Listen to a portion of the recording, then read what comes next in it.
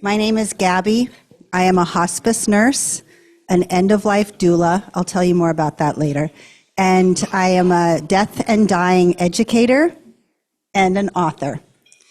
I am here today not necessarily to scare you away or talk about a taboo subject, but instead to maybe offer you a different insight and invite you to have curiosity about death and dying, because I'll be honest, we're all going to do it, right? Every single one of us. And when that happens is not necessarily predictable, but how we live our life is. And so as a hospice nurse, I have been at the bedside and have witnessed over 2,000 last breaths. That has invited me into a lot of learning, right, about life and love and family and tradition and faith. And I've seen so much that it has changed the way I live my own life. And so while I am going to talk about death and dying today, what I'm also going to do is hand you over some tools, hoping that you might have this conversation with the people you love in a way that doesn't necessarily speed things up, because talking about it will not speed things up, I promise you, but instead to be a little more prepared so that when that time comes, whether it's for you or someone you love, you'll have the tools to be able to provide comfort and support in a way that is productive and healthy, but also so that you could put your wishes out there.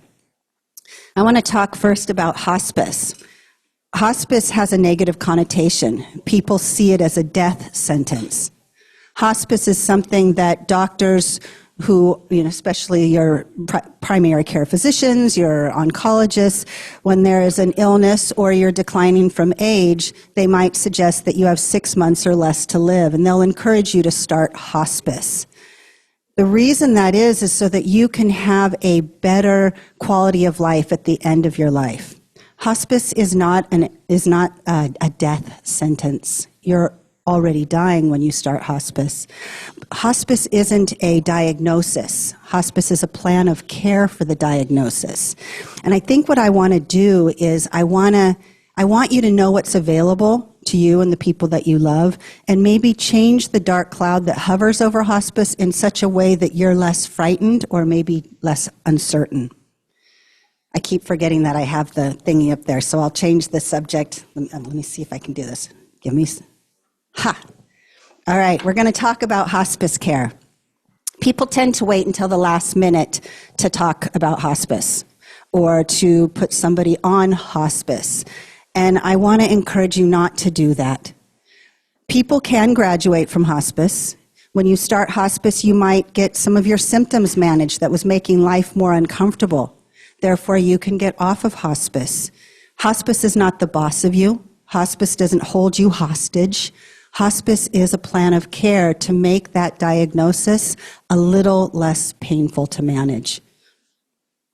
I encourage people to start the minute it's brought up. Start at that 6 month mark, because what comes with hospice will surprise many of you.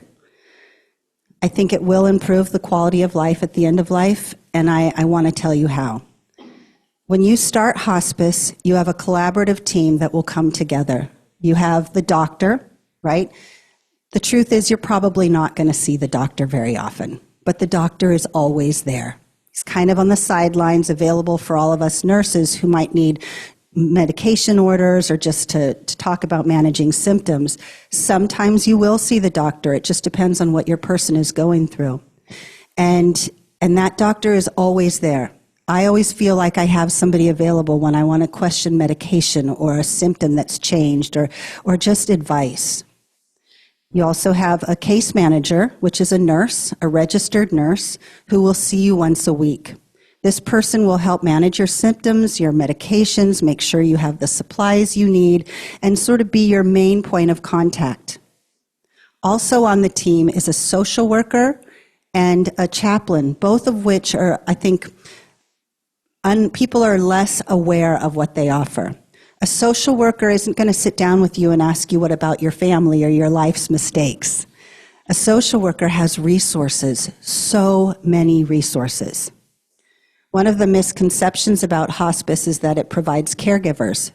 We do not provide caregivers, but your social worker can help you find a caregiver that fits your needs and perhaps even your financial situation, because caregivers can be expensive.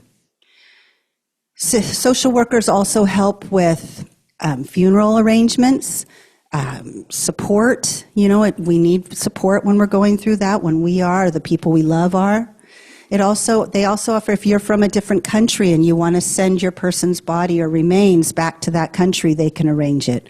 Or what if you have family that wants to come be with you, but they can't get out of work, or they're in school, maybe your grandchildren or your great-grandchildren want to travel, but they can't because they're in school.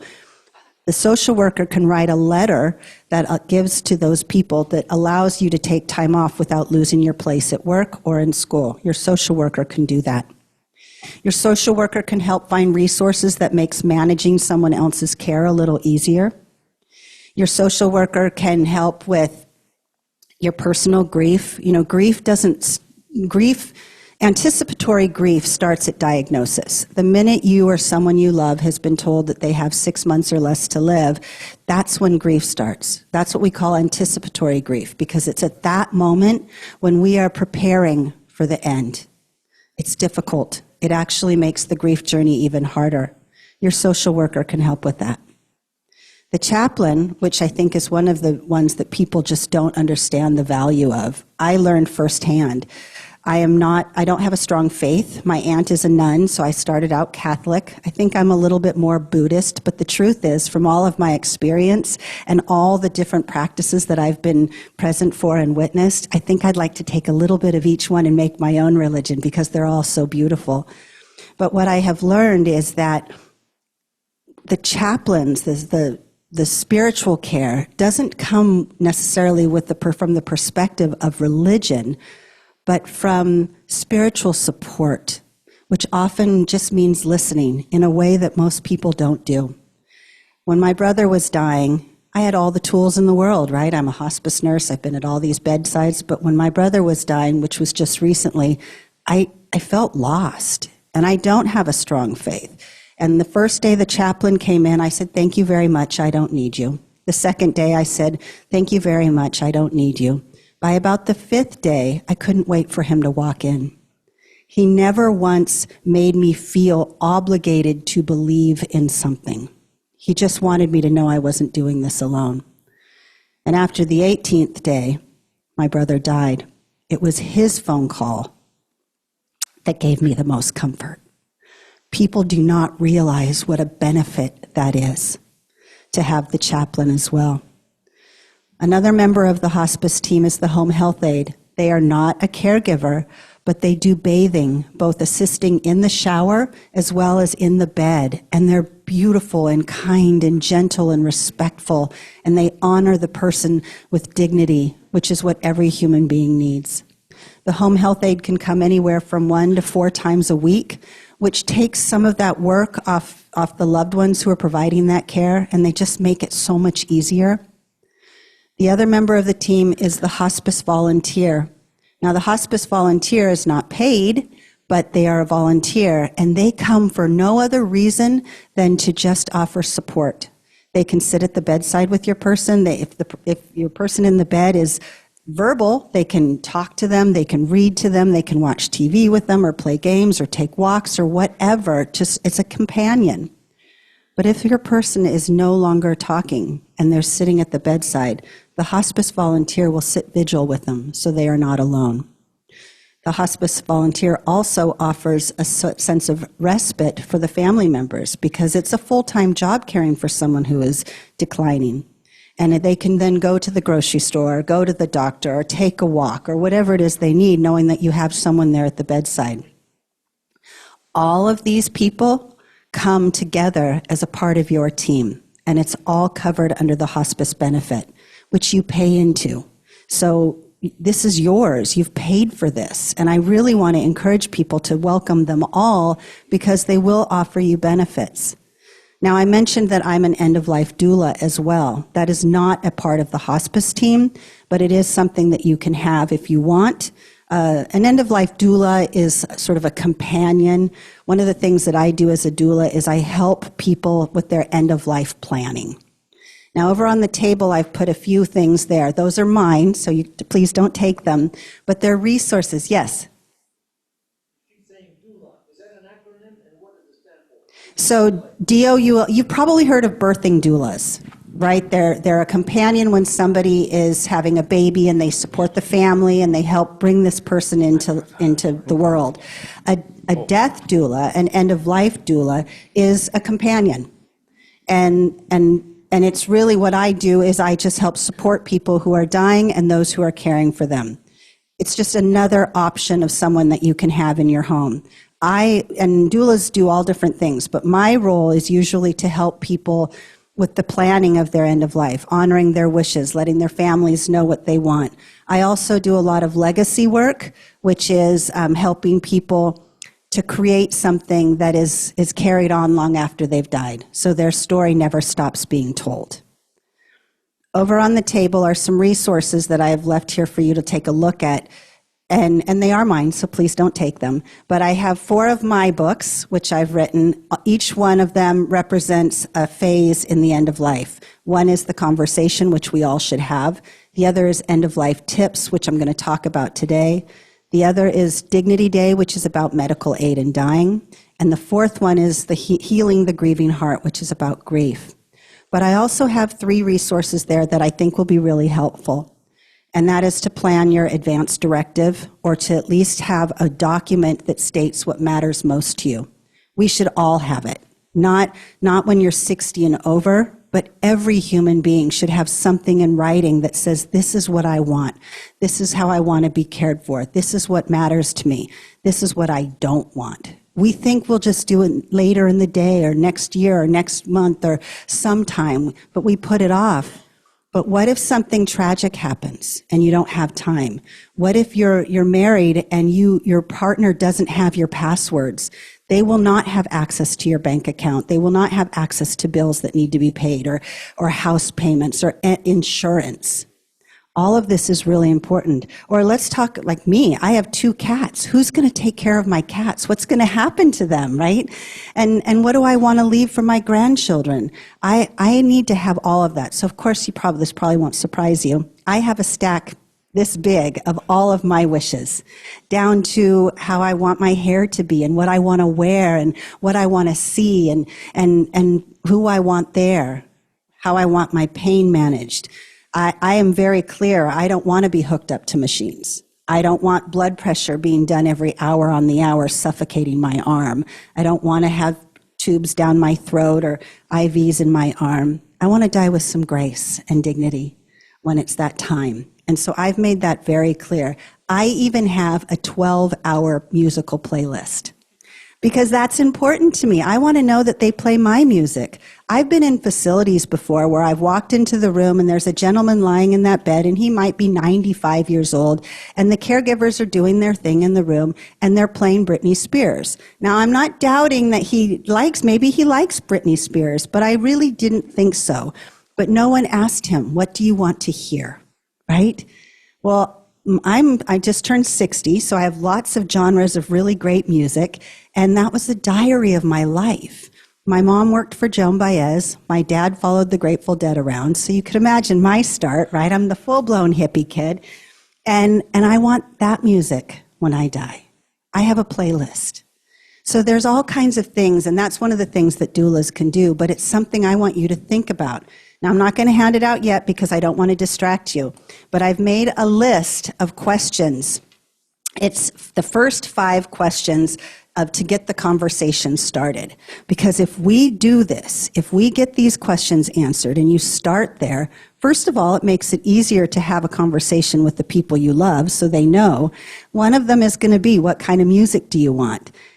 If that's the only thing someone does for you, at least they're honoring you in the way that you deserve. On the back table, there are some books from Compassion and Choices, which are free. You can go online and they can send them to you. There's 3 little booklets. One is about all your end-of-life wishes so that you can write them down. One is a little notebook that if you're going to go to the doctor, you can take notes about what's coming up next, appointments, that kind of thing. It's a really handy book. And the other one is all kind of along those same lines. But you can go onto compassionandchoices.org and you can get those for free. That's a good way to get this started, right? The next one is called the 5 Wishes. 5 Wishes is a free downloadable thing that you can get off the internet.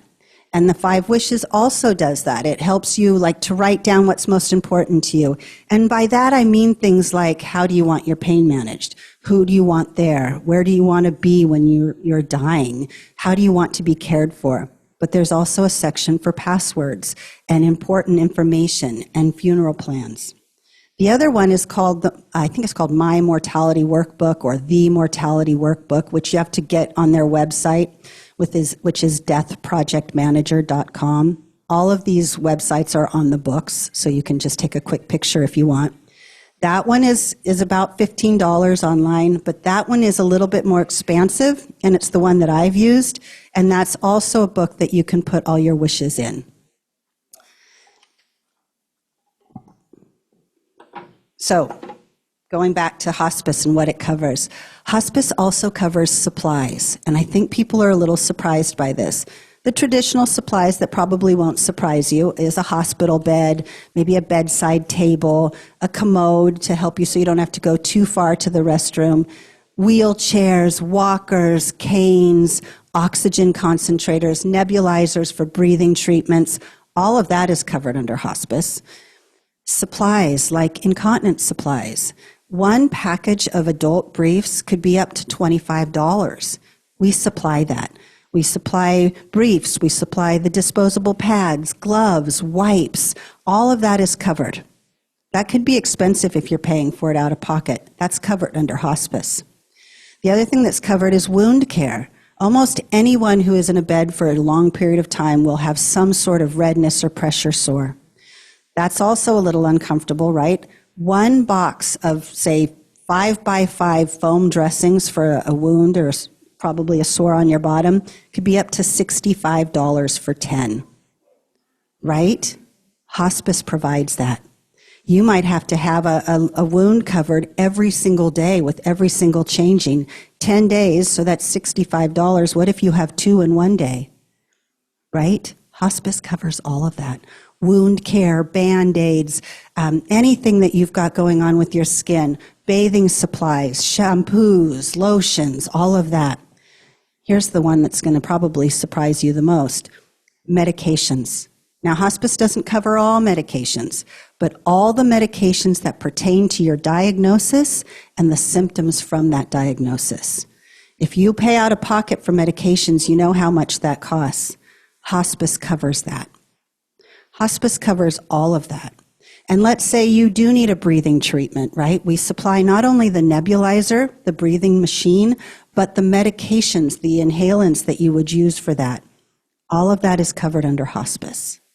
And you get this team that will come to you once a week, sometimes more often if needed, but we come every week to check your medications, and we supply them for you. We will call in the refills, and we'll have them delivered to your house.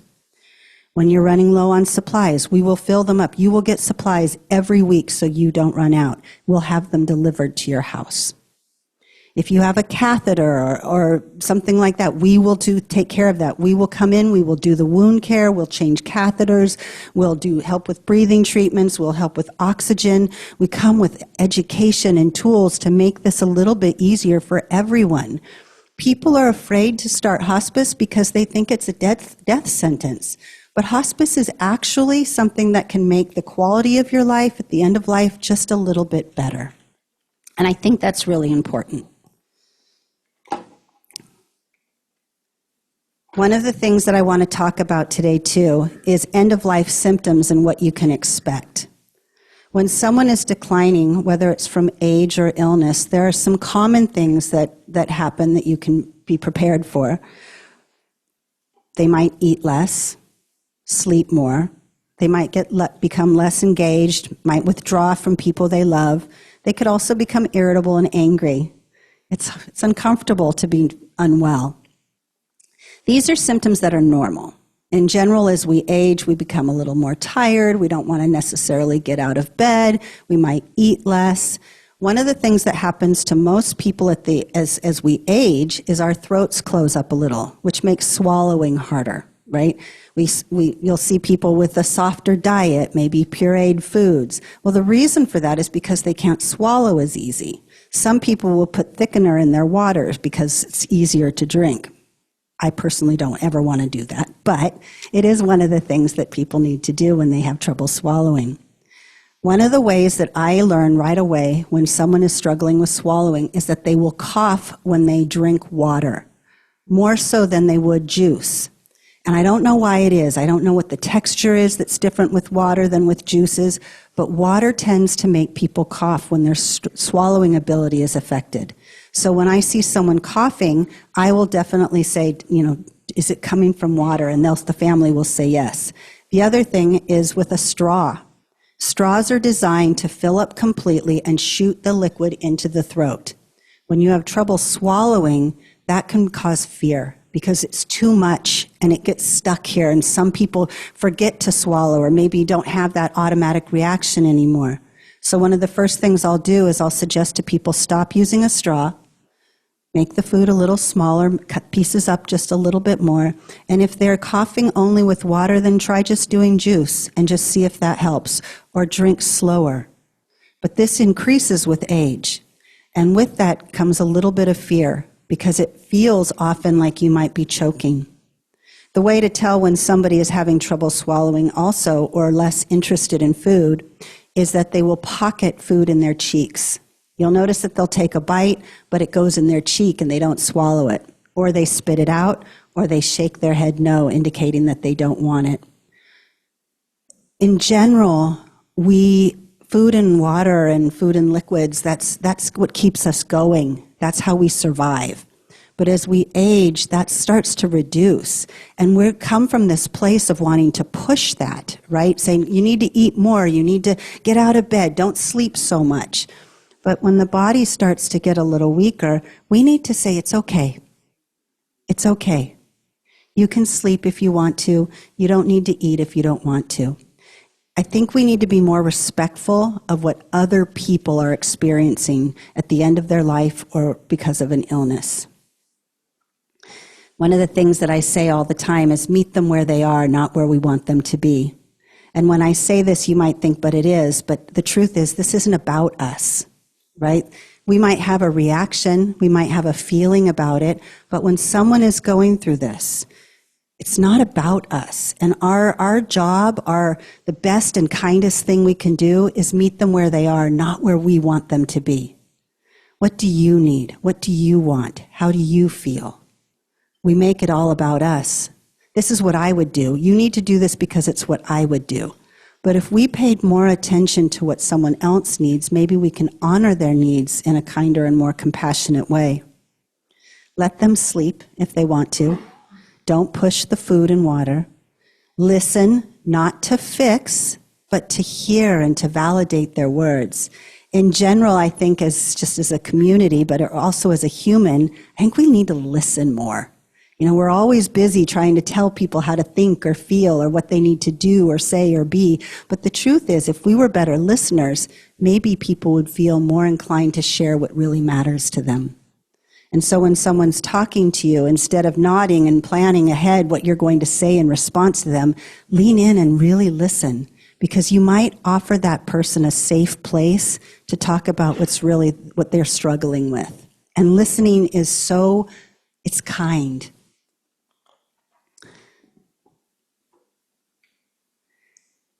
There are a lot of fears and uncertainties at the end of life. One of the things that I witness most at the bedside is regret. We all have that, right? I wish I would have done this. I wish I would have said this more often. I wish I didn't waste so much time. No one ever says, I'm so glad I worked so much. No one. No one has ever said that to me, right? But what they do say is, I wish I did this more, or I wish I did this more. I just read this book recently called The Life of the Lotus. And there's this little section that says, every day has 86,000 seconds. Imagine it as dollars, $86,000. If you had $86,000, would you gamble it and waste it away? Or would you savor it and enjoy it and embrace it? Well, that's life.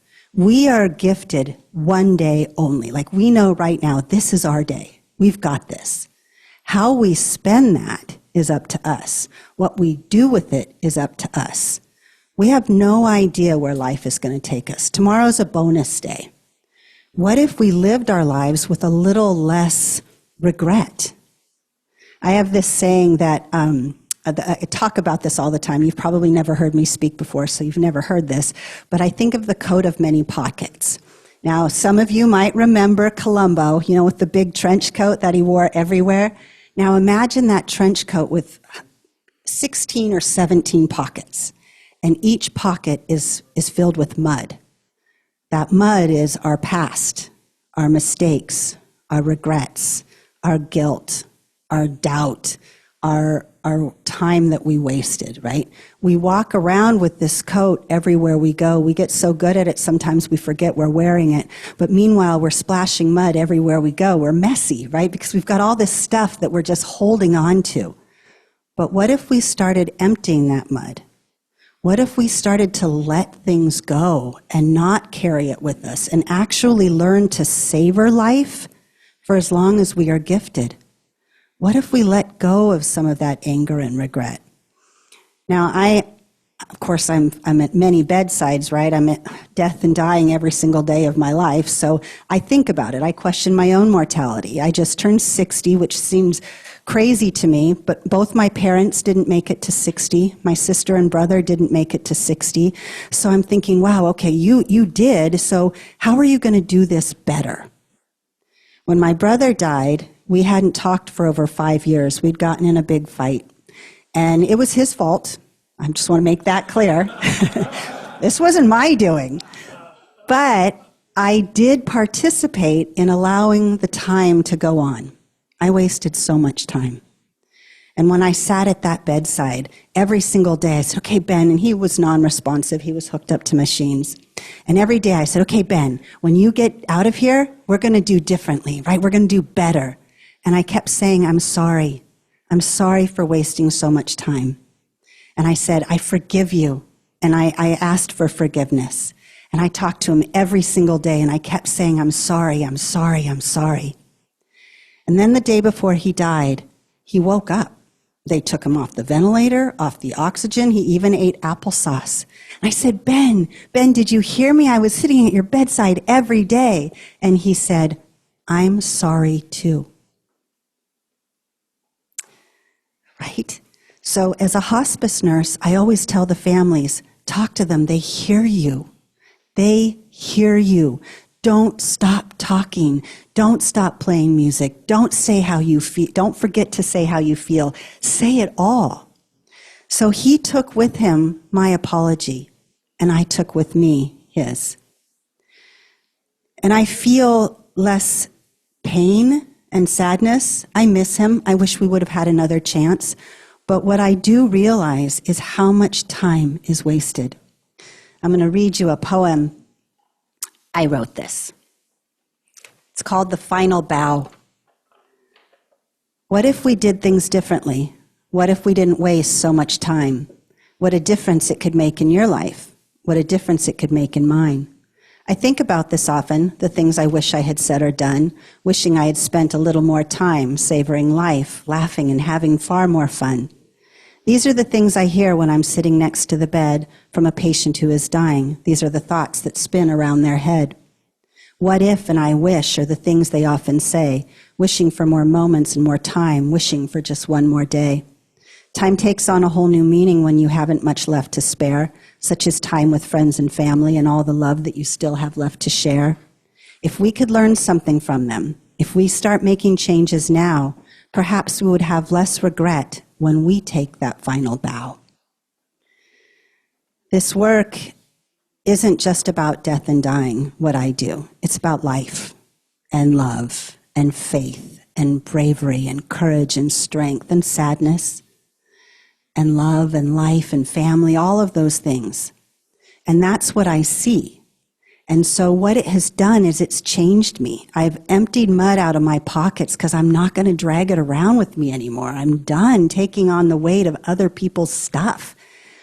One of the things that I do is I am a volunteer for the Humane Prison Hospice Project. And what we do, we have a group of facilitators. There's about 5 or 6 of us that go into the prisons, and we teach the incarcerated men and women how to provide end-of-life care to the people who are dying within the prison. This has been a really beautiful thing for me to do because I'm able to give back, but I have learned so much from them. One of the gentlemen said to me, he said, I don't want to be remembered for what I did. I want to be remembered for what I'm doing now. Now, I'm not condoning what they've done to be in jail, but keep in mind that most of the people that I work with did these things when they were 14 or 15, and they're now 70 and 80. They've had a lot of time to think about this. But one of them was really clear to me. He said, I want to be seen and remembered for what I'm doing now. I want the people who meet me now to know that I did put some good into this world. And that's how I feel. I've made mistakes. I've had bad choices, but I'm learning to live for right now, right this minute, and savor life with childlike enthusiasm and not carry around regrets with me. There are a lot of regrets at the end of life. How you live your life is up to you. What you do from this point forward is up to you. Every day at the end of the day, I ask myself 3 questions, and this is how I have found a way to sort of let the day go. The first question is, what did I do well today? Think about that. Even if it was just that you were a little kinder on the freeway to the person who cut you off. Like, that's a good well, right? Or what if you were more patient with the people that are around you? What if you sat down with someone who just needed a little extra time, even though you were busy? What did you do well? The next question I ask myself is, what could I have done differently? Not better, just differently. Because there are things we could have done differently. Maybe I should have been more patient. Maybe I reacted poorly to something. Maybe I owe somebody an apology because I didn't handle a situation as well as I could have. So what did I do? What could I have done better? The third question is, what did I learn? If you can learn something from that, then it'll be a little easier to put it aside, let it go, start your next day off with a cleaner slate, and maybe perhaps stop adding mud to your pockets. Now, there are some things that people worry about and wonder about at the end of life, things that you've probably heard about or even witnessed. When I was talking about letting people sleep as long as they need to or not eat if they don't want to, this is honoring another person's experience when they face the end of life. It's important that we allow that we don't stop or prevent them because it's more comfortable for us or because it's something we want. I want to tell you about food and water at the end of life. Our bodies actually don't need it like we do now. When someone is dying, food and water actually makes it harder for the body to let go. It almost suffocates it a little bit. It's like a giant roadblock that says, sorry, you can't get past this point. The body actually prefers not to have food and water. I was just with a woman about a week now, and she passed away yesterday, but she went 15 days without food. Now, that's not the longest that I've seen. 19 days is the longest that I've seen. Our bodies are miraculous and amazing. Right? Just what they do. They know what to do. The body knows what to do at the end of life. We need to trust that. If the body's saying, hey, I don't want any more food, listen. I don't want to sleep anymore, listen. But when those last few days are near you, and you're thinking, but maybe if I give him a little more food or a little more fluids, maybe he would live longer.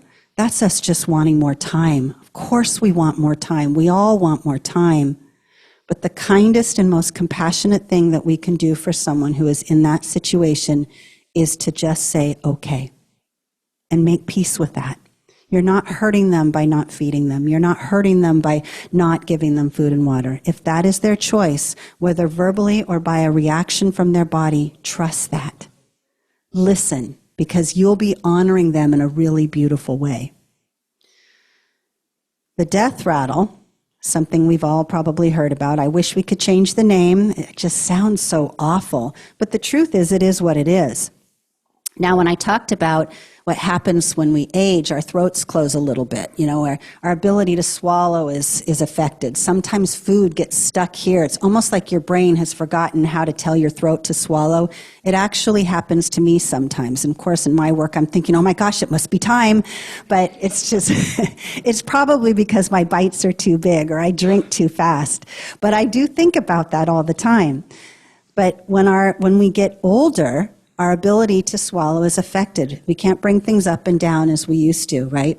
Well, when we're dying, our throats begin to close. We can't bring things up and we can't bring them down. So whether you've been given water, little sips of water, or you've just produced a lot of secretions, or maybe you're having liquid medications, all of that kind of goes in the mouth and then it stops right here and kind of hovers because it can't be brought up and it can't move down, and it makes this rattling sound. That is definitely a sign that someone is very close to death. That we call it the death rattle for that reason. It's important to know that it bothers us more than them. People get really panicky. Listen to that sound, he must be suffering. But the truth is, it's not really bothering them the way it bothers us. Now, in the olden days, 2 years ago, we used to give medications like atropine, which is an anticholinergic. It reduces moisture. But what we found that does is it only dries out the mouth. It doesn't dry out right here. So now you're drying out the mouth more than it already was. Why would we do that? One of the side effects to atropine is hallucinations. It doesn't happen very often. I've only known one person that has happened to. But what if that one person is under your care? I don't want anyone to ever experience that. So I stopped giving atropine. I refuse to. Now we don't do it anymore. But it's not going to benefit a person. But what we have learned is when someone has that secretion, that excess rattle sound, that water, that fluid, that moisture, the gurgling, roll them over on their side. Just gently move them over to their side, maybe prop them up with pillows. You could also roll back and forth just a little bit because the body's uncomfortable with movement at the end of life, so you don't want to do it too much. But what that does is reduce it a little bit and moves the fluid over so the rattle sound is less. So really you're doing this for the people who are listening to it, but it's also comforting for them too because now they don't have this stuff that's hovering. But just remember, it bothers us more than them. At the end of life, the skin becomes very sensitive. Things like heavy blankets or lots of movement or touch could be really uncomfortable.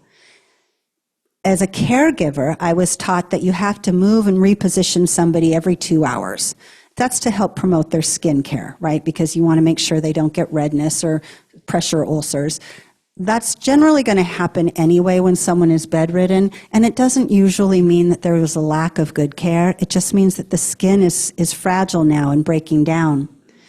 Movement is actually uncomfortable, so I encourage people to not do that, especially when someone is dazed to death, because it's uncomfortable. Things bother them. This is when I really encourage the hospital bed. People like to refuse the hospital bed because their bed is so much more comfortable and they've been sleeping in it for 50 years. But the truth is the hospital bed has benefits. Besides the fact that it's, has height and it's more comfortable to change in. But the head of the bed, when elevated, can help somebody to swallow easier and have better breathing ability if they're struggling with breath. But when you raise the foot of the hospital bed, it actually takes pressure off the hips and bottom, reducing the ability to have pressure sores and redness. So that hospital bed is not only helpful for those caring for you, because it helps with your back, because it raises and lowers, but it also offers the ability to have a little bit more movement on the skin without actually physically moving somebody, which is uncomfortable. Now I go back to my brother. When I said that he could hear me, and he did, right? I've been saying this for years to people, but now I know for sure. It's important to know that when you are talking to someone who can't talk back, they hear you. But they hear everything. They hear when you're at the bedside tapping on your phone, when you're not really paying attention, right? That just says this is way more important than you are. They hear when you drag a chair across the room, or you slam into a door, or you drop keys on a table next to the bed. Sounds are elevated at the end of life. They hear everything. And so be mindful of that, including whispering or fighting in their presence. You know, I can't tell you how many times I've been at the bedside with the family members who are fighting over the bedside. That person hears you. They hear everything you say. And it's so frequent. I see it all the time. But also, you know, we think we want to gather around the bed. Everybody's in there. There's 20 people in there, and they've all got something to say, and there's all this energy. That's exhausting for someone who is dying.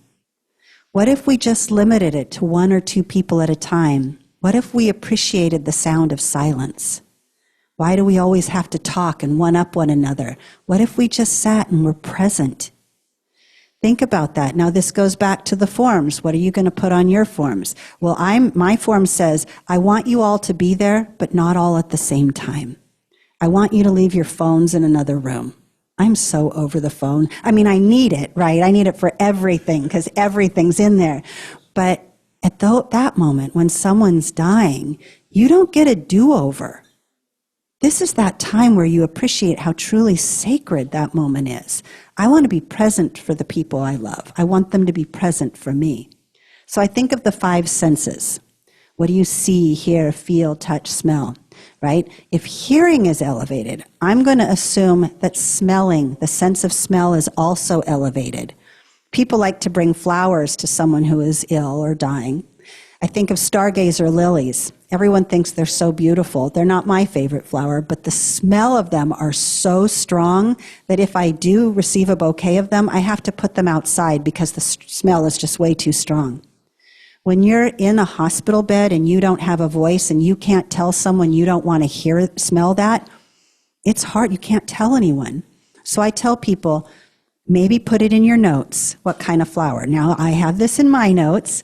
I want freesias or sweet peas. I love roses. I think they're beautiful, but I don't want that strong scent next to my bed.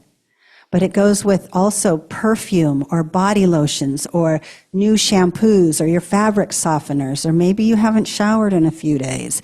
All of that stuff, you know, you will bring that to the bedside. Be mindful that the person in the bed is smelling all of that. So what are you going to bring to the bedside? Well, maybe it's best that you don't bring flowers, or maybe you just accept that your presence is often better than anything else. But it's how you present yourself. It's honoring silence. It's not bringing in distractions. And when someone is going through that, you think about everything they see. Is there, if they're in a hospital bed, can you change the position of the bed so that they can look out a window? Hospital beds don't have to just go in the bedroom.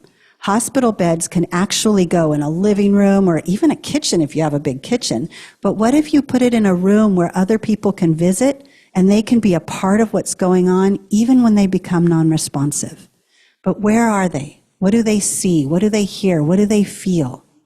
And what matters to you, right? These are the things that you want to think about.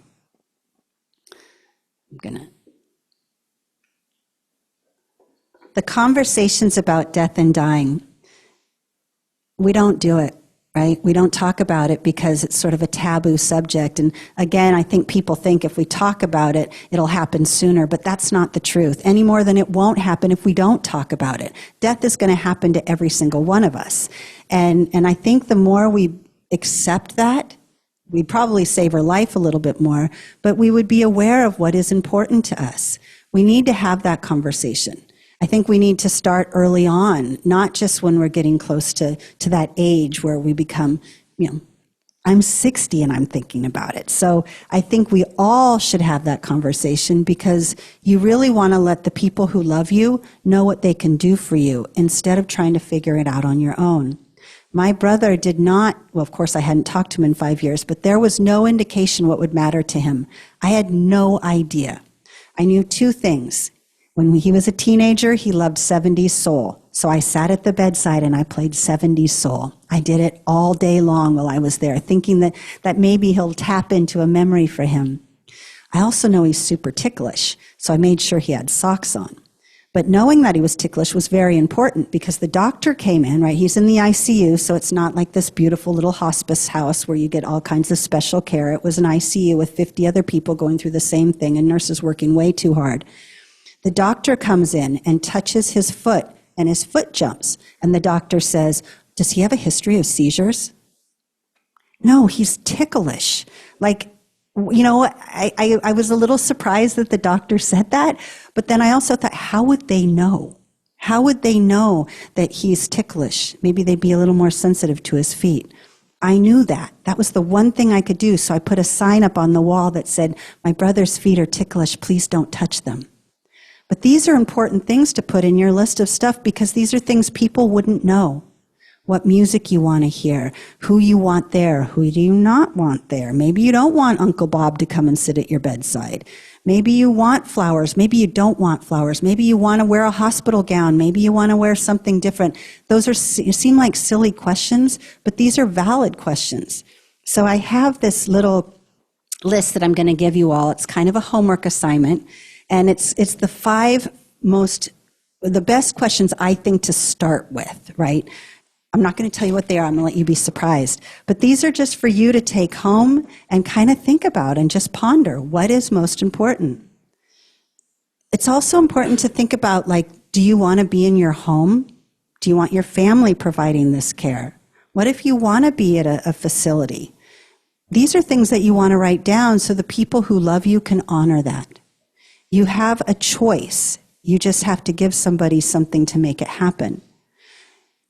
When someone is given a terminal diagnosis, their autonomy, their voice, and their choices are taken from them. People are telling them what to do all the time, telling them where to be, how to feel, what to do, what not to do. But what if you were able to keep your voice? What if you were able to say, "This is what I want, this is how I want to be cared for"? You have that option. You just have to make it clear to the people who love you so that they can answer that and take care of you in that way. Let's see if I'm doing this right. Talking about autonomy and choice and voice. You have choices. You've been given a diagnosis of 6 months or less to live. Start hospice. And the reason is because you have so much available to you, but not just for you, but for the people who are caring for you.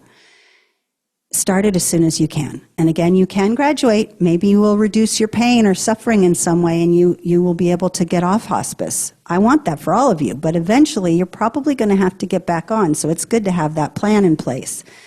But it starts there. But let's say you have pain that is so unbearable and you can't stand it anymore and you're struggling to breathe or your movement or everything is just hard, and I see that a lot. You have options for that. We treat our animals way more humanely than we do our humans. And we would never let our animals suffer, but we let our humans suffer. And I just don't support that. One of the options available is VSED. VSED, voluntarily stopping eating and drinking. You can do that. A lot of people with a strong faith, this is the one that resonates and works for them because they believe that they're not going against God by over-medicating or doing something along those lines. VSED is stopping eating and drinking. Now, I don't know about you, but I can't go 2 hours without food and water, so I'm not going to be a good person to not eat food. And I love food, so I don't want to stop it. I still find joy.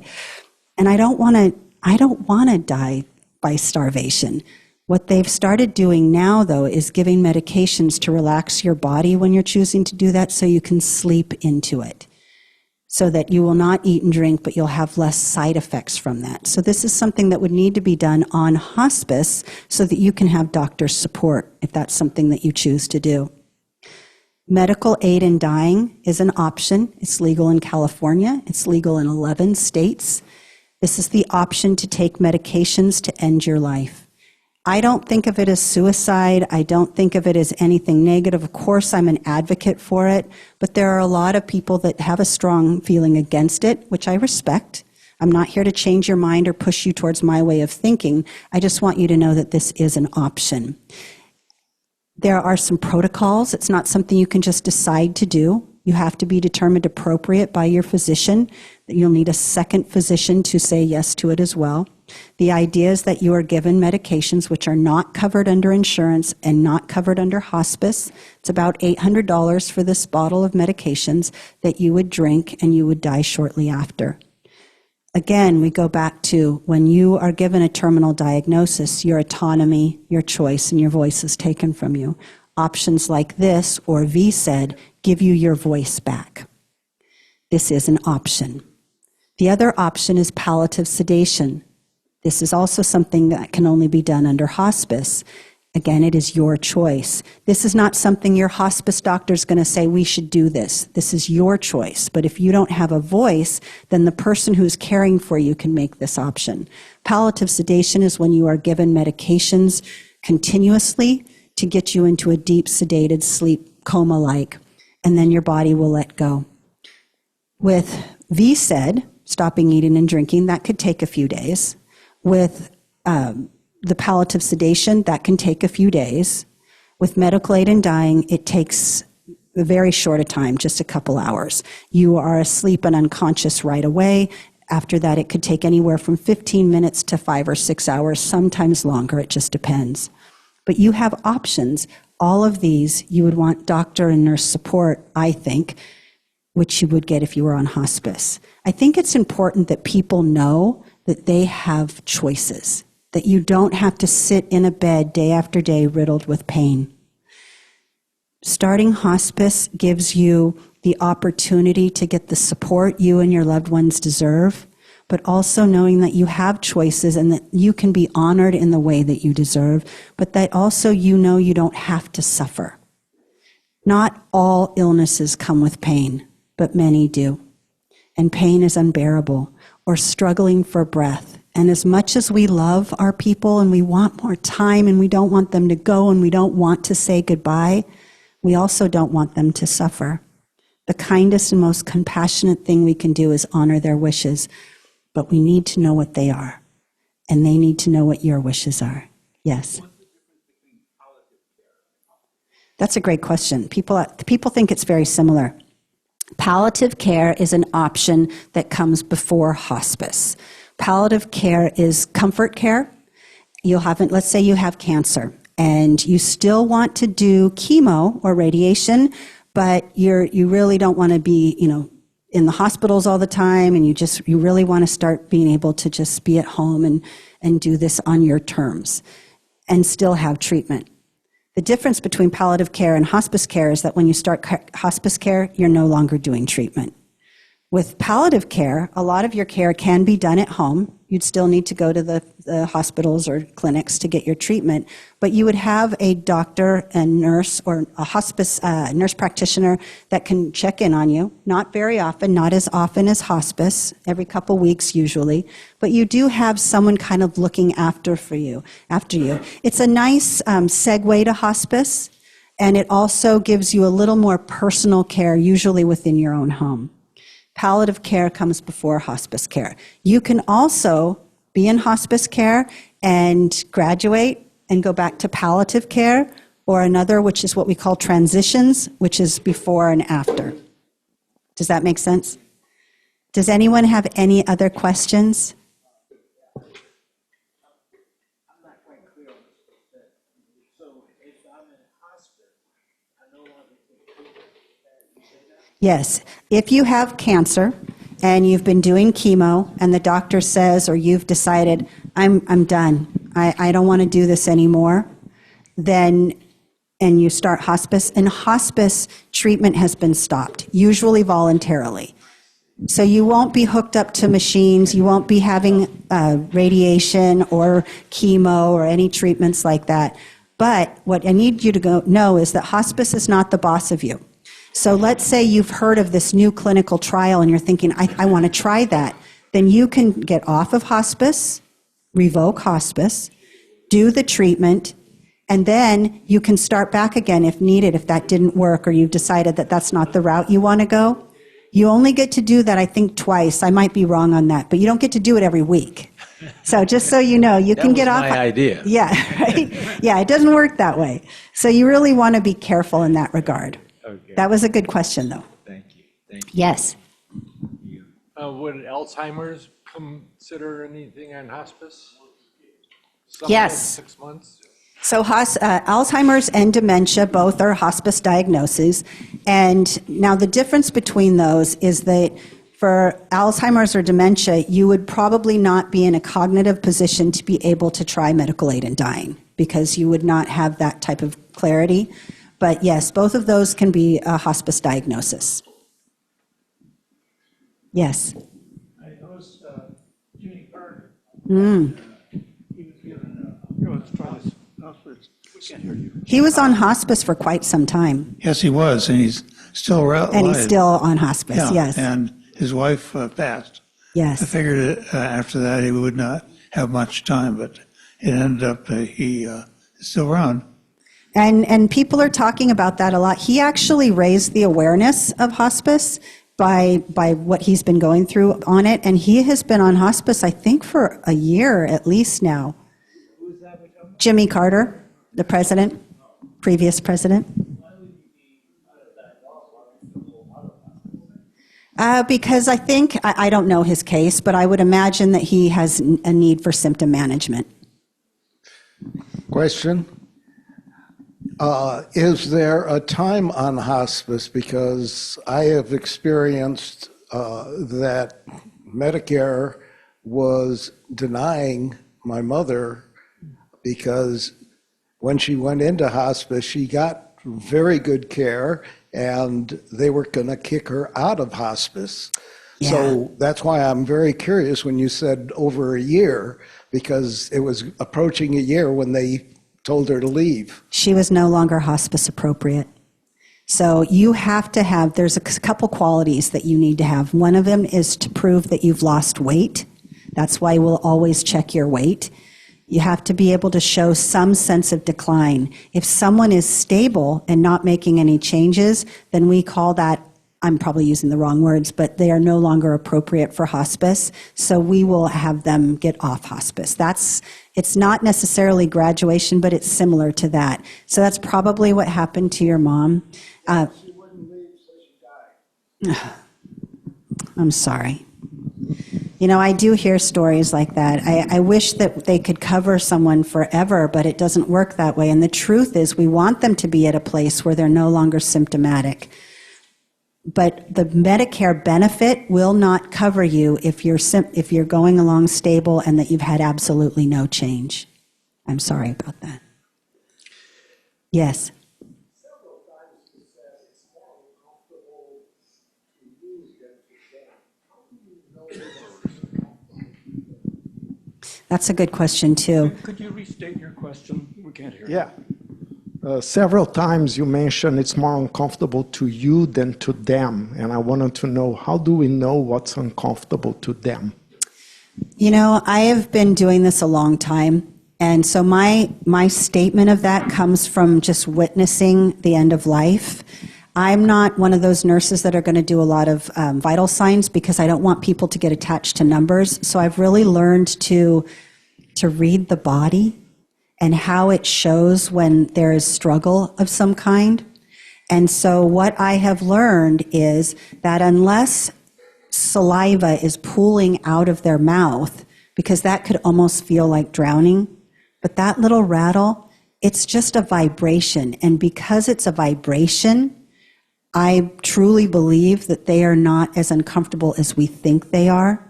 So no one's actually told me before because at that point they're usually non-responsive. But just based on what I've seen, I also monitor the heart rate. And when heart rate is elevated, that tells me that they're working really hard and perhaps struggling. But if that's kind of kept at a stable baseline, then I truly believe that they are less uncomfortable. I do believe we react to it because it's an awful sound. And so that's why we've tried to find ways to reduce it. by turning and repositioning, by putting them on their side to reduce it. So the way to answer your question would be just from based on my experience and how I can tell when the body is suffering, and I don't see it suffering usually when that's happening. Yes. Yes, this is a post-death question. I've had 3 people pass this year that were close, and each of their spouses, for whatever reason, called me asking, what can I do with all these medical supplies that are left behind? Because hospice doesn't take them. Do you have No answers? one has ever asked me that. That's such a great question. So I'm not your normal nurse, okay, in general probably, but that's a whole nother class. So when someone has died, I will take their supplies. So what I'll do is I'll take the unopened supplies and I will regift them to families. And the ones that have been opened, I will take them and donate them. There's several places that I like to donate. One is in Pacifica. It's called the Gift of Love, and almost everything there it's for homeless men, and it's all donations, clothing, diapers, all kinds of stuff like that, supplies. So I tend to just bag it up and I donate it to wherever I can find that someone would benefit from it. Hospice will not take this stuff back. We waste a lot of stuff. Medications especially. So in answer to your question about supplies, if you can't give them to the nurse, then find a board and care or a facility, not a big facility like Sunrise because they're too big, but try one of the smaller board and cares or a hospice houses or homeless shelters or places for people who have lesser income because they will take them. We can't, just one second, sir. We can't take medications. We're just not allowed to, and there is a lot of wasted medication. Unfortunately, there's nothing you can do with that except for keep it, but what are you going to do with a bottle of morphine? Hopefully you're not going to keep that. I tell everybody to take the medications to the fire department. Covered under the Santa Clara Sheriff's Department, if you want to look. It's under every county sheriff department. Yes, What I wanted to know is, we have a whole bunch of equipment, like we have 3 wheelchairs and 2 toilet things. What do we do with that? There's so he just asked about things like wheelchairs and walkers and commodes. People tend to buy those because they don't realize that you can get them in hospice, and so then they end up with a lot of extra supplies. There are people that want them. Put it on Nextdoor or Craigslist, or if you're on Facebook, there's the whole neighborhood thing. I forget what it's called, but there are so many people that want it. But what you can do is call your local hospice and tell them that you have some supplies, because what we do when patients have things like that is we send out a message to everybody. We all know someone who needs one, and they can take them for you. For the medications, look under the Santa Clara County Sheriff's Department. They will tell you where you can take medication or what to do with it on different medications. Yes. That's good advice. Thank you. Any other questions?